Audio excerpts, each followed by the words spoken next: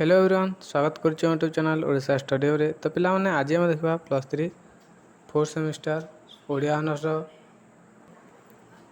Core paper 9 जोटा कि unit 2 रे रही रीति प्रकृति अलंकार बुझला। तो यूनिट 2 रु आम देखा 2 मार्क सिलेक्शन क्वेश्चन माने जहाँ तुम एग्जाम पे बहुत लाभदायक हेबो बुझला। तो पिला माने यूनिट 1 रु भी ऑलरेडी 2 मार्क सिलेक्शन क्वेश्चन माने सरी जाइछि। और कोर पेपर 8 रो लॉन्ग क्वेश्चन मैंने यूनिट 1 रो 2-3 लॉन्ग क्वेश्चन मुझे देदेछि जो मैंने देखनी प्लेलिस्ट को जाकि देखी नब बुझला। आउ कोर पेपर 8 कोर पेपर 9 और कोर पेपर 10 रो यूनिट 1 रो ऑलरेडी 2 मार्क क्वेश्चन मैंने सिलेक्शन आलोचना करा जाइछि बुझला। तो ये आम देखा कोर पेपर 9 जोटा कि यूनिट 2 रही रीति प्रकृति अलंकार। तो से विषय में आज आम देखा। तो देख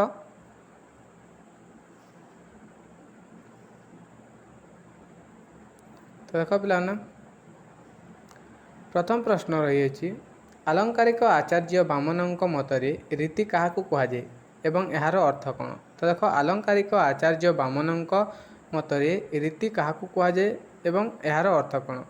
तो बामनों मतरे रीतिरात्मा काव्यस्य रीतिर अर्थ होची पदविन्यास बुझला। तो से कहले रीतिरात्मा काव्यस्य रीतिर अर्थ होची पदविन्यास बुझला। नेक्स्ट रही बामनों मतरे रीतिर लक्षण कौन। तो आचार्य बामनों मतरे रीतिर लक्षण किपरि। तो विशिष्ट पदरचना रीति अर्थात विशिष्ट पद वा विशेषयुक्त पदरचना होची रीति। तांको मतरे रीति काव्यर सारभूत अंश वा आत्मस्थानीय अटे बुझला। नेक्स्ट रही साहित्य केतेबेले रीतिर महत्व वृद्धि पाई। तो रीतिवाद रसवाद ऊर्ध्वे नुहे साहित्य रे रस को अव्याहत रखी जदि रीतिर प्रयोग करा जाइए तेबे रीतिर महत्व बढ़ी थाए। जदि रसवाद को व्याहत करी रीतिर प्रयोग करा जाए तेबे रीतिर मर्यादा हानि घटी थाए बुझला। नेक्स्ट संस्कृत साहित्य रे आलंकारिक माने रीति को केते भाग रे विभक्त कर कौन कौन। तो देख संस्कृत साहित्य रे आलंकारिक माने रीति को 5 भाग रे विभक्त कर गोटे होची वैदर्भी मागधी बा गौड़ी आ गोटे होची पांचाली आ गोटे होची लाटी आ गोटे होची आवहंती बुझला। ए 5टी भाग रे विभक्त कर मोस्टली 4 गोटे को धरा जाइए वैदर्भी गौड़ी पांचाली और लाटी। नेक्स्ट ओडिया रे रीति को केते भाग रे विभक्त करा जाय कौन कौन। तो ओडिया साहित्य रे रीति को 3 भाग रे विभक्त करा जाय गोटे होची सालंका रीति आ गोटे होची साड़ंबर रीति आ गोटे होची सुखबोध्य रीति।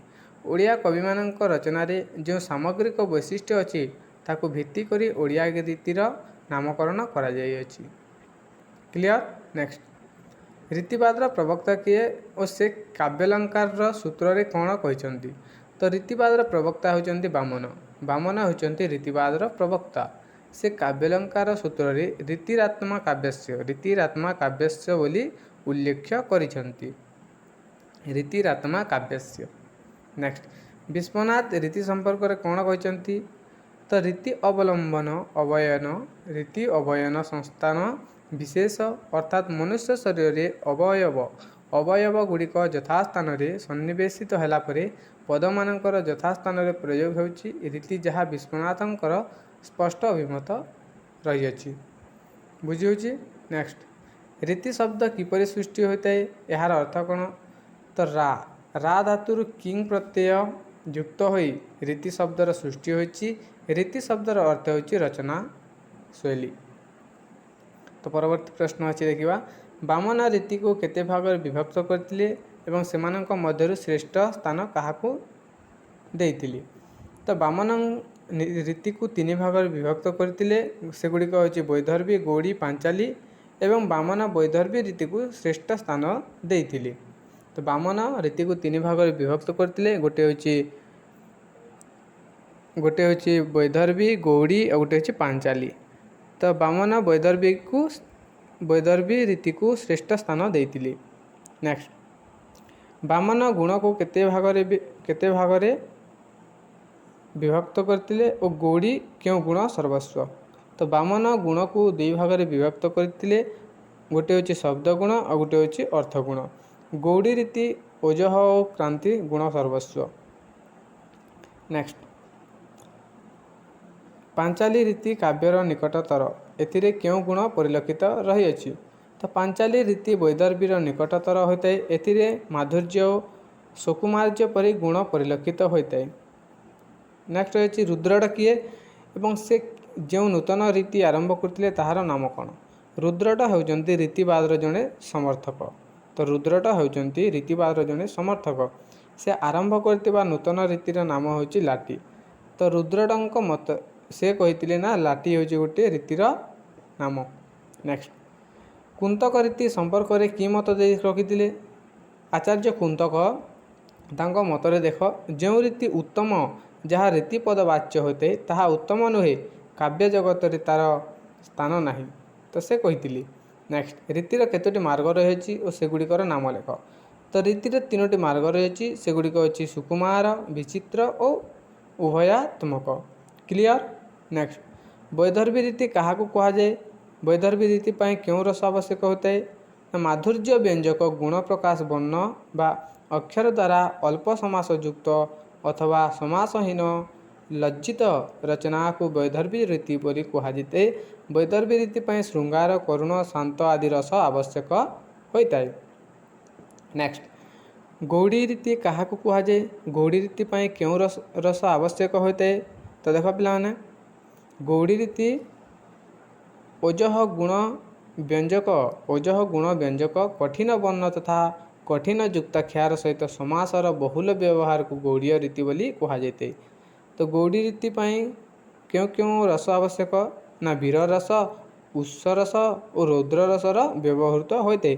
मोस्टली तीनोटी रसर व्यवहृत होता है गौड़ी रीति। नेक्स्ट पांचाली रीति क्या कहुए ना वैदर्भी एवं गौड़ीय रीति पर अभिप्रेत थिबा वर्णगुड़िक व्यतीत अवशिष्ट वर्णयुक्त बा 6 पद विशिष्ट समास द्वारा संश्लिष्ट रचना को पांचाली रीति कहुए।